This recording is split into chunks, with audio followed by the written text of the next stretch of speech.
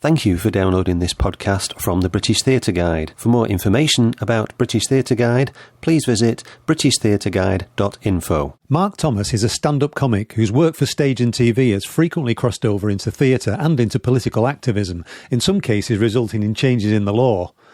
He's currently on tour for the first time ever in a show he hasn't written himself, England and Son, written specifically for Mark by award-winning playwright Ed Edwards, whose previous highly acclaimed play, The Political History of Smack and Crack, toured in 2018. I spoke to Mark during the run of the play at the Arcola Theatre in London and asked him if he could start by explaining what the play is about. England and Son is a story about a kid who's growing up with the violence of empire and family, and about someone who slips through the cracks. And it's about addiction, it's about masculinity, it's about empire. It's full on. That's what it is. I mean, it's proper.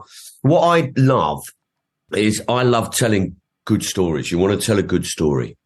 And you want to tell it in a way that's interesting. You know, that's what this is all about. And stories, I mean, theatre people always do this. Stories are important. And you sort of go, oh, fuck off. Do you know what I mean? It's just such a twatty thing to say. Stories are important. But they are. And they're ruined by people saying stories are important. It undermines the importance of it. If stories aren't important, why do billionaires try and own media? You know, that stories are important. It changes how we see things. It changes how we see ourselves. It changes how we see other people. You know, it could be said that you could look at the war, if you could call it a war. You could say that the Israeli action, the Hamas massacre and the Israeli genocide, you could look at it as the battle of two narratives.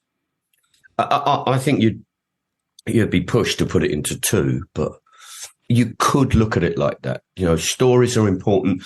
You can see it all around us, you know, how we see our world, how we see ourselves in relation to it. You know, I think for me, I want to tell a story that's got some real heart and soul in it. I want people to come to the theatre and I want to change them when they're in there. There's no point doing theatre if you don't do that. Why on earth would you want people to come in and remain exactly the same throughout the entire show? What's the point of that? Yeah. You know, every piece of performance, every stand-up is about change. You know, a stand-up wants someone who's not laughing to laugh. That's a change. You know, a twirly wants someone who's sitting there to engage with the physical skill of dance. Do you know what I mean? So everything is about change in the theatre. What I want people to leave thinking, bloody hell, I want it to stay with them. I want them to remember it. I want it to have an impact. How many plays have you seen in your life? How many do you reckon you've seen? I don't know, a few hundred probably. Right. You've seen a few hundred. You've seen more than that. You have, when you think about it. Probably. All right, let's try it this way. How much telly have you watched? Yeah, it's difficult to say. Yeah, a lot in 50 years. And how much do you remember? Yeah. Not a huge amount. Most of it's wallpaper. Yeah. What I want is people to come out. I want them to feel like they've been engaged with something. I want them to feel that they've actually partaken. I want people to go from passive spectator into emotionally joining in. I want them to be a participant. I want them to be intellectually and emotionally joined at the hip with me as we travel through this stuff. That's what you want. Yeah. Anything else? What's the point of that? Yeah. Hamilton, you go and see Hamilton, and it's a magnificent story. It's a magnificent story, but it's also joyous and funny and full of playfulness. And you follow that story. It's brilliant. Yeah. And then alternatively, you could go and see, I saw this brilliant production, a Korean production of the Trojan Women, which was done in the style of pansori, which is it's a classic kind of Korean performance technique. I'm sure you're aware of it. It's basically where one singer and one instrument lead you through the narrative, and then a choral work comes in. Bloody hell. I mean, that was properly amazing. Yeah. Like, I felt like I'd been beaten up when I came out. Do you know what I mean? Cassandra comes on and the whole stage is on fire. It's just like, and that's what you want. Do you know what I mean? You want that impact. You want people to be changed. You want people to be moved. You want people to I love the feeling that at the end of the show, it's going to sound boastful, but there you go. That's what it is. You know, quite often there are standing ovations, but actually the ones that get me most, the ones where I think, gotcha, are where the applause goes up and up and up and up and up, and then it stops and the audience just sit there and there's silence and they're slow to leave. They're like, they've been done in. Do you know what I mean? Yeah. The stories are important. I mean, what you were saying about the billionaires who want to own media, it goes back to the kings who want to close the theatres because they don't want information being spread. Yeah. It wasn't just kings, it was bloody Cromwell. People think he's a revolutionary. He's a bourgeois Puritan cultist. Yeah. And he is responsible for the severing of popular culture. Yeah. He shuts down the theatres. He shuts down all this stuff. Christmas, he tries to ban Christmas, right? There are riots in Kent. There are riots in Norwich, right? And actually what you've got Shakespeare before then. Yeah. This incredible literary crowd that are into the oral tradition of listening to a story as well as viewing this thing. You've got one of the most magnificent popular theatre that dissects the issues of the day, but also presents stories which are relevant and move people. Yeah. And then you get restoration. Bollocks to that.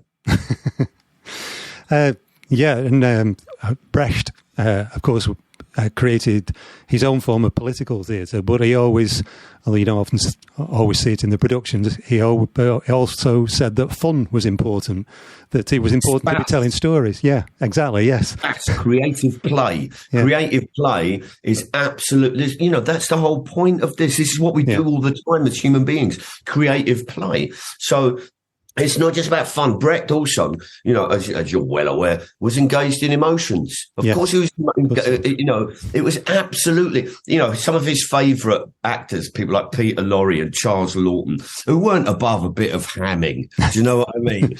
I mean, were Oscar winners and remarkable performers. Charles Laughton won an Oscar. This is a man of immense emotional range. Do you know what I mean? So when you get people like that, and when you get Helen Weigel doing his, Mother Courage, these are all about emotional journeys as well as epic storytellings from which is a fable attached to it, particularly in something like Caucasian Chalk Circle, which is the ultimate in fables. Do you know what I mean? It's beautiful. It's his homage to Arabian Nights. Do you know what I mean? It's amazing.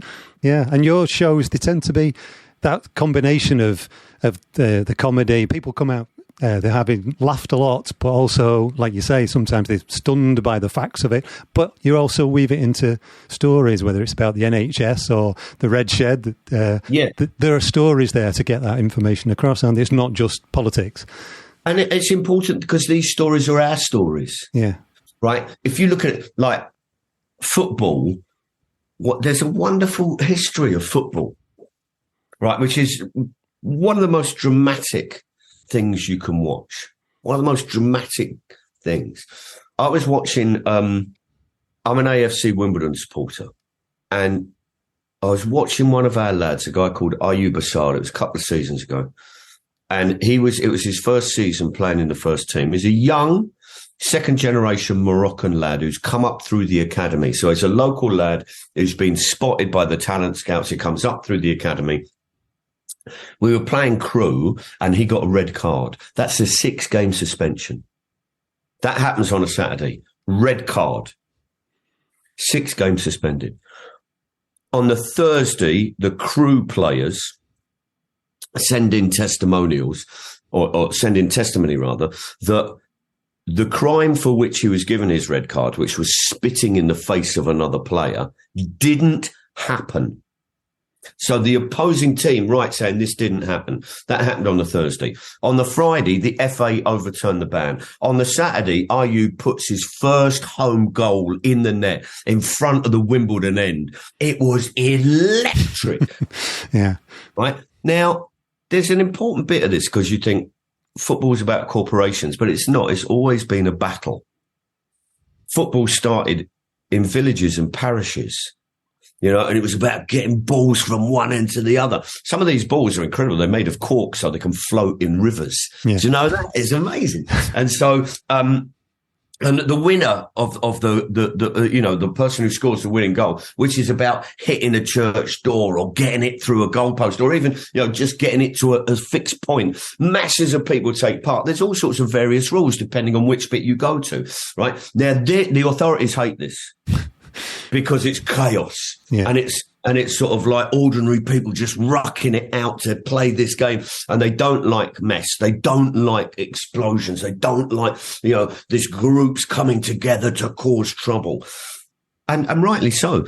There were examples of football games being organised to get rid of the enclosure fences because you've got this mob brawling across the place, and suddenly, oh, sorry, they've gone. This is amazing. And so they always try and catch. Shakespeare mentions football. Did you know that? No, I didn't. References, be thou not a base footballer. Ah. But the thing about it is the game then moves to Harrow and Eton and Winchester, and they have their own version of it. So each has their own set of rules. As people move from the city from the rural countryside, as industrialization takes place, they move into the city, right? So you have this process where the rural game goes. It's persecuted, it's prosecuted, and it's actually it's demographic gerrymandered out of the existence, nearly. The people of the school players of, Winchester and Eton and Harrow, they all have their various games, right? But, and I think it was in I'm going to say 42, but it might have been 1872, somewhere around there. They all get together and they put forward a set of rules, right? So they create a standard set of rules. All the FA Cups are won by people like Eton. They're won by people at Winchester or what have you. But the game is very much about individual excellence. You get the ball and you dribble and you go through it and you The captain of the Eton team was some banker in the city, but this rugger-bugger type fella playing football. The first working class team to beat them was Bolton Wanderers. They're a factory team. Yeah. They were put together and they're used to working with different specific roles. And so they start passing the ball to each other and they thrash Eton with the passing game. Now, all of that is part of our history. It's part of who we are, whether we like it or not, whether we appreciate it or not. All those stories are part of us and they feed into the modern game where oil states and human rights abusers can sports wash it. And actually, it's really handy knowing all that history because it tells you who you are. Yeah. I mean, that story could be collectivism against the individual, couldn't it? You could put that spin on it, exactly. It could. It could also be, people without wealth opposed to people with wealth. Yeah. It could also be a story about the co-opting of working class culture. It could also be a story about how you build identity within a community. Yeah. There are lots of stories there. Yeah, yeah. Yeah, Bolton went to the FA Cup sometime in the 1920s, and there was a play that the Bolton Octagon have done a couple of times called And Did Those Feet. And there was one guy in that who actually walked to Wembley, who was one of the characters, and that really happened. Whoa! That's amazing. Yeah. That is like all that stuff is really, really exciting. Yeah. Walking to Wembley. Imagine that. Yeah. Did they win? Yes, I think so. Yes. Of course they did. That's the John Godber ending. Yes. Yeah, but written by a local Bolton playwright. It was a few years ago. But there are working class stories out there, and you tell plenty of them. Why did you work with a playwright in this case? Because normally all of your shows are written by you and performed by you. So why have you got somebody else? Why has somebody else written this? Yeah. Accident. I bumped into Ed Edwards coming out of his show, The Political History of Smack and Crack. I literally turned to a mate of mine and just went, "That was fucking brilliant." And his voice went, "I wrote that." And the director, Cress, who directed this, said, "You've got to meet, you two, come get into that." And we just got on like a house on fire. We just got, "I want to work with you. I think you're great. And we started hooking up because I tour around the country and so does Ed. Like we were both sort of like visiting artists in residence at Newcastle Live. So we all sort of met up in Newcastle and we started nattering, going late night, and we'd go out and find a Chinese restaurant somewhere. And the amount of plots that were hatched over a bowl of mapu tofu are absolutely amazing. And we just talked for a couple of years, and then I met Ed in Edinburgh, and he used to live there. And so we were walking round, and we were talking about childhood and upbringing and all of that. And Ed just goes, "I think I've got it." And he starts writing it. And what we did at the beginning was Ed would have these scenes and just go, "Right, I've written these scenes, read them out." And so I'd read them, and he goes, "Right, now do them without the script." And so I just improvised with all the stuff I couldn't remember. And Ed would sit there going, "I'm having that line. I like that." So we created this thing together at the beginning. And then Ed took it away and flew with it. And he's so funny. And we get on brilliantly well. I absolutely love him. And we're doing another show together. Yeah. And when we were in the roundabout up in Edinburgh, which, as you know, is a theatre in the round, but it's got like a little outside tent, and then you go in there and there's the inside bit. So there's a corridor, a circular corridor, and the actors hang around the back in the circular corridor. Ed pops up and says, "I've got a line. I've got a new line. I want you to put it in." I'm like, "Mate, I'm literally waiting for the lighting change." He said, No, I've got a line." I said, No, I'm about to go on the bloody stage." He said, "Here's the line, put it in." I said, "Ed, I'm about to go on." And the lights changed, and I went on and I did it. And afterwards he came up and went, "I'm really sorry. I shouldn't have done that. That was out of order, but you did put the line in and it did work." And that's kind of our relationship. Yeah. Do you feel more of a pressure to get the script right when it's something that somebody else has written, though? I'll be honest with you, I've not done the same show twice. I think it's physically impossible for me to do it. I think, and that's good. You need to have little moments where you connect with the audience in a way that they know is unique. Yeah. Otherwise it's a recital. Do you know what I mean? So, and I do occasionally.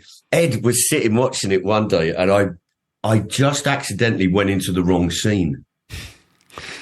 And Ed came up to me afterwards and went, "Bloody hell, I did sit there thinking, how's he going to get out of this?" And you did, but I do. That was a rare occurrence. Yeah. But I mean, obviously, I have huge respect for the script.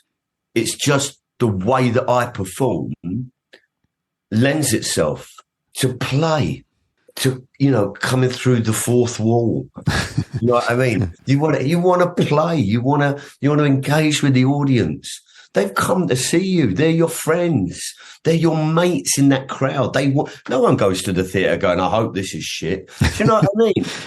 They're there on your side. So play. Yeah, yeah. Even critics, despite the reputation we might have, we don't go to the theatre hoping that it's shit either, because we don't want to have to sit through something that's terrible. Of course you don't. Yeah. Of course you don't. And, who wants to waste their time? And certainly, I'll be honest with you, some of the best sleeps I've ever had have been in the National Theatre. I remember seeing a production of As You Like It, and I remember sitting there thinking, I feel really tired, but I think I want to stay awake to spite them. Yes. And then I saw a production of As You Like It at the Globe. It was magic. Yeah. Utterly magic. And actually It's about how you engage with an audience. Do you want them to sit there as this lovely sort of massed ranks of hyacinth bouquet, observing you gently after a glass of Chardonnay? Or do you want a whole load of people in cagoules trying to keep the rain off them and joining in?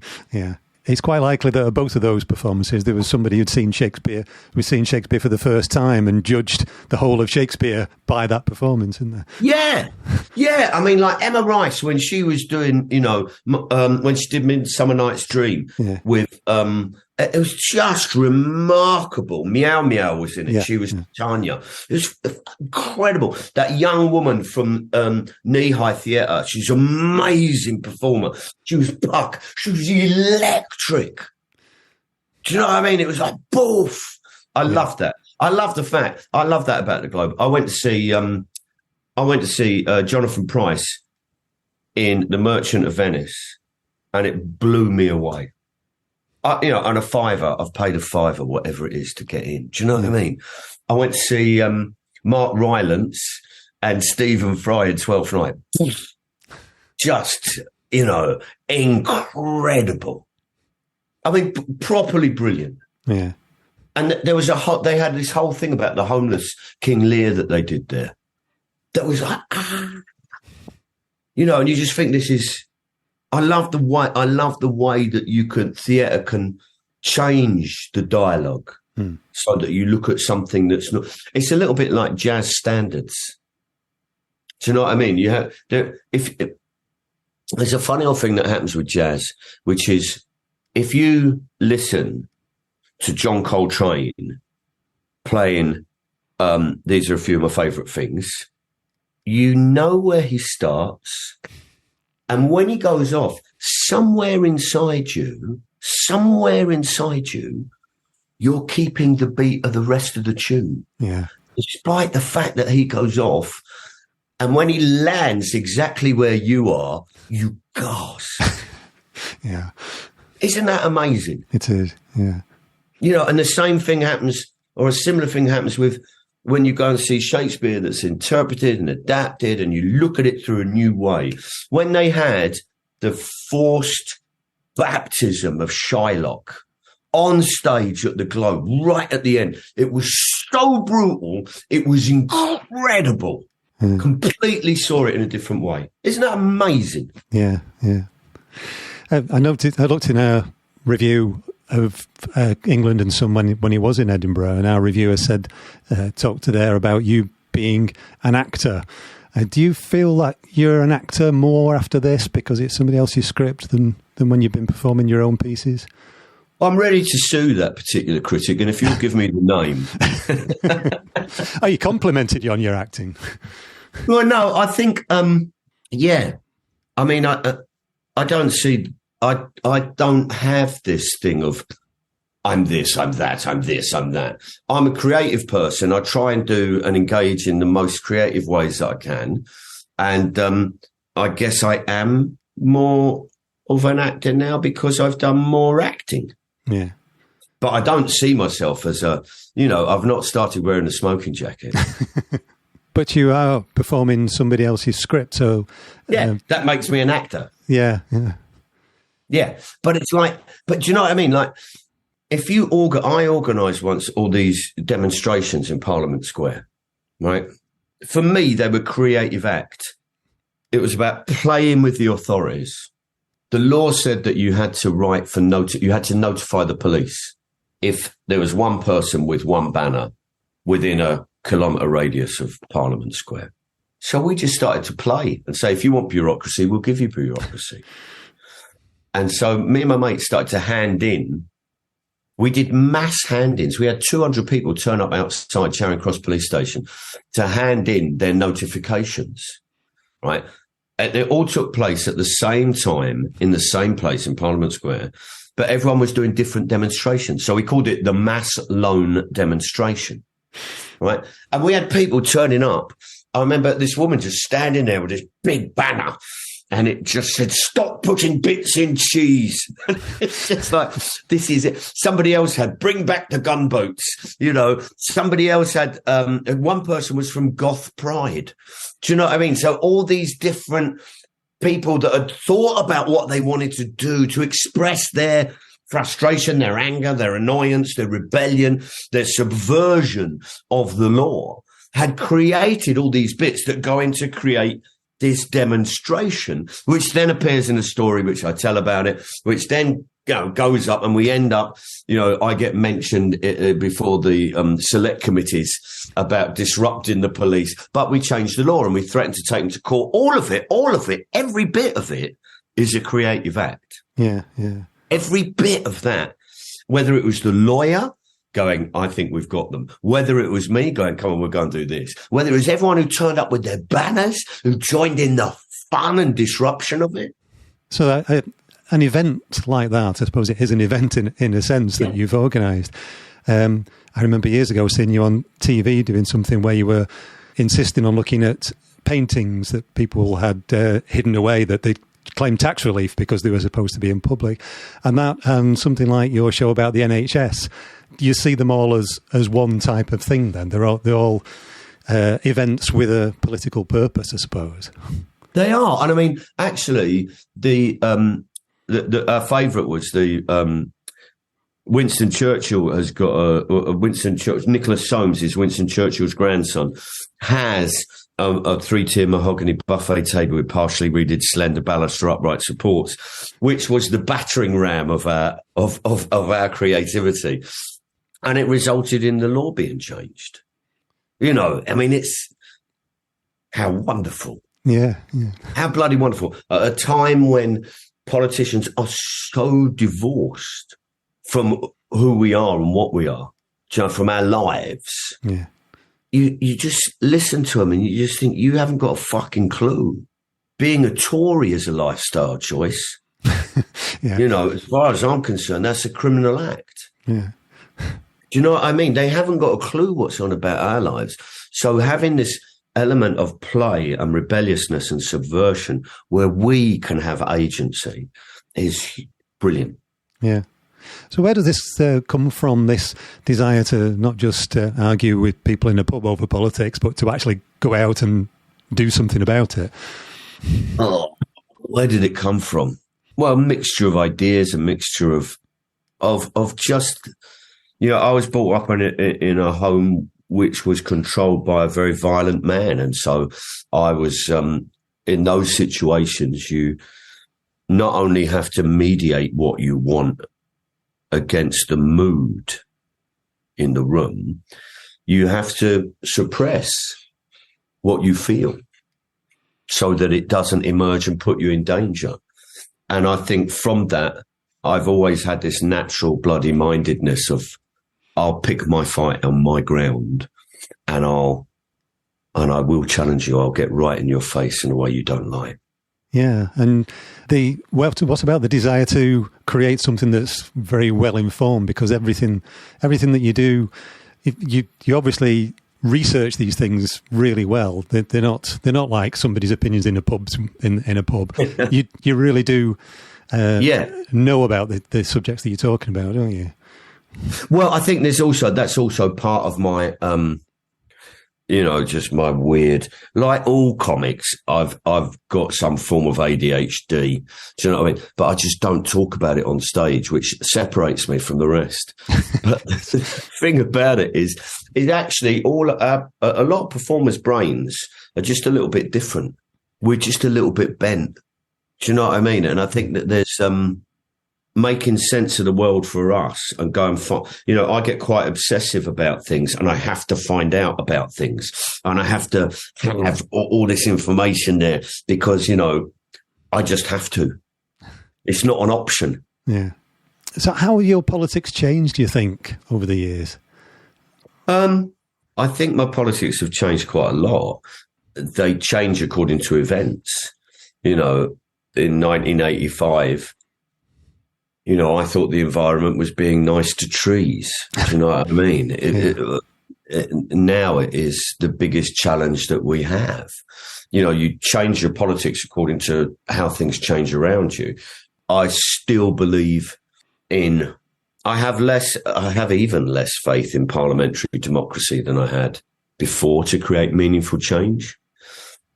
I've become a lot more focused on grassroots and trade union community groups being ways of actually creating change, creating positive things for us. I think it's amazing. I did a benefit for Whitehawk Football Club, which is down in Brighton or near Brighton. And it's I won't shock anyone by saying it's a dog shit estate. But that football club has got absolutely no racism, no homophobia, no transphobia, no sexism. And they don't have swearing. Right. So their team their supporters have voluntarily banned swearing. And so the referee is called the referee's a referee. When he makes a bad decision, They all get keys out when there comes to a penalty. And everyone waves it because it's a key moment.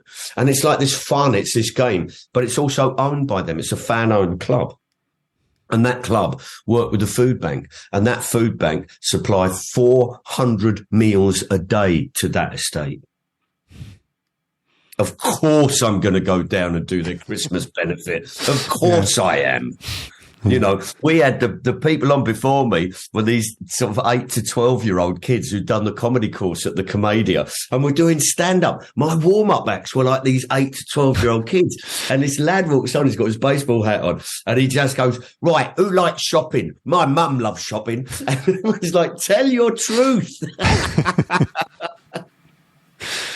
It's brilliant. That's how my politics has changed.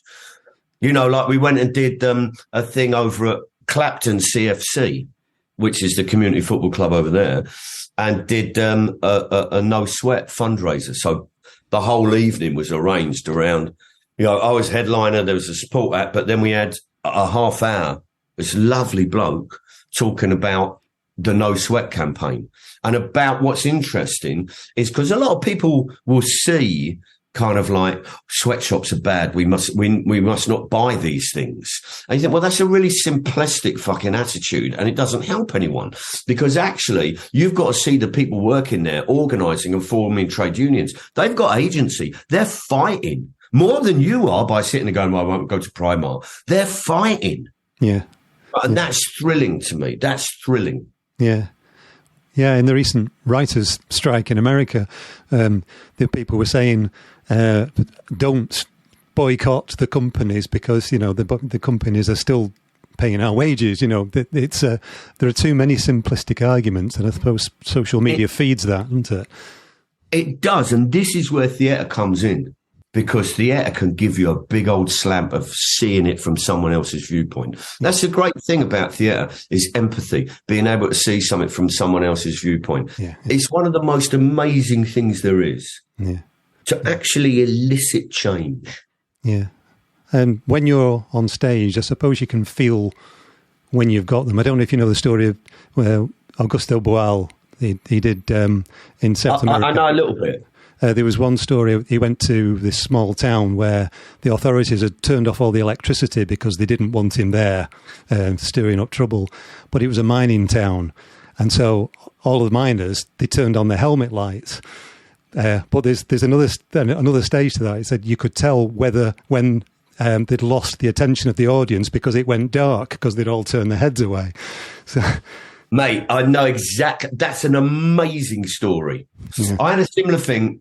I'm not making comparisons, but I had a similar thing when we used to do gigs in soup kitchens when I was a young drama student. And you always knew you were going down the pan when the noise of the spoon on the bowl was louder. Yeah, yeah. I was talking to someone yesterday who was telling me about the sandwich theatre in Turkey. Right? So they told workers during your lunch break, come and we've got a sandwich for you. Come and get your lunch here. We'll give you a sandwich and you see some theatre. Yeah. Amazing. Yeah. I love that. Yeah. I suppose it's a bit like they play a pie and a pint up in Glasgow. It kind of is, but a play a pie and a pint is slightly sort of middle class. Right, yes. There is a class dimension there. And I'm not knocking the Oran Moor, or playing a pie and a pint. There's been a lot of really good. I love the fact that they just go, right, we'll put you on. You've got 2 weeks to get it ready. I love that. I really like that. And I like the fact that it gives people a lot of opportunity, a lot of local writers, Scottish writers, a chance to put forward their work, to get writing and get creating. You don't want to sit in a garret fucking spending ages on a Magnus Opus. You need to get out and fucking work and do more and do more and do more and do more. That's what you need to do. Yeah. You mentioned before about the Palestinians. You did a show about them once, and it's all come to a head obviously recently. Even today, the Labour Party's tearing itself apart over it. So how do you look at that now? How do I look at what? Well, the situation and the Labour Party's attitude to it.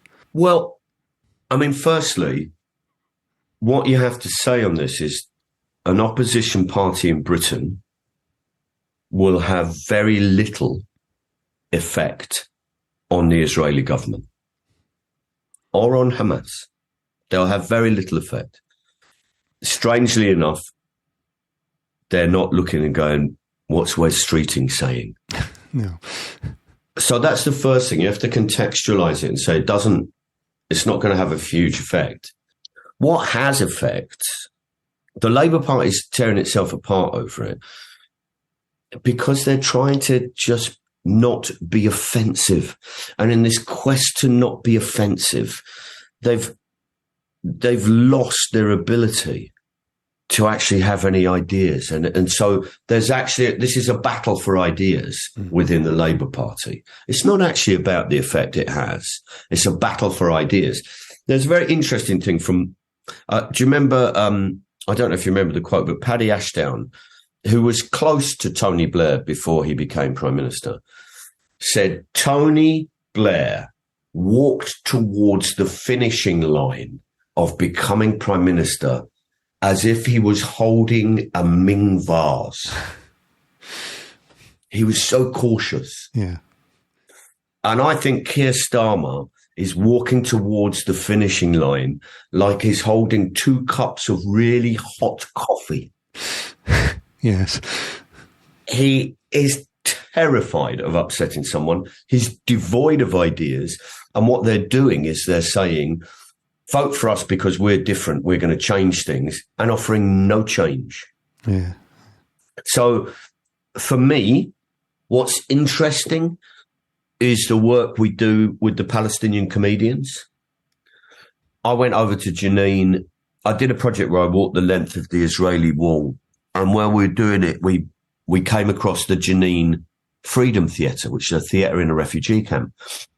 And I was talking to my researcher back home, and she was going, "You've got to go." I was going, "No, we're behind schedule on walking the length of the wall. We've got to keep going. We've got to keep going." She goes, "No, you've got to go there." So I went there, and I walked down there, and there's a guy called Juliana Meir-Hamis who used to run it. He was the founder of it. He was half Palestinian, half Israeli, and quite a famous actor within Israel. And he said, "What are you doing?" And I said, "We're walking along the length of the Israeli wall. We're talking to as many people as we can, and we are trying to understand what's happening." And he said, "Fuck, we were going to do that." And it was a great moment. It was the first time we felt like we had met our Palestinian counterparts. Yeah.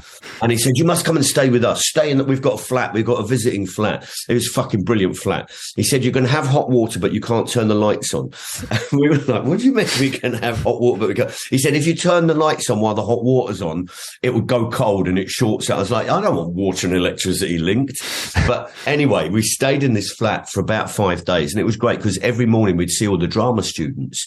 And these were kids from the camps. These were people who were involved in the Second Intifada, some of them. Do you know what I mean? Yeah. And there were women there, and they what they do is they work on a 3-year thing. So about 8-9 people come in, and they are there for 3 years. No one else comes in, and then they're out. Right. And I loved it. I completely loved it. And I was so excited to be there. And so we negotiated. It took years to do it, running a stand-up course in Jenin, and we put a club on in the Freedom Theatre, a comedy night. And then we had people who were in that who came to the UK, and we wrote a show together about what it was like. Since then, one of those people has gone back and they've formed their own circuit on the West Bank. Now, what's really fascinating about this is because it's very difficult to travel, regional stereotypes within Palestine are incredible.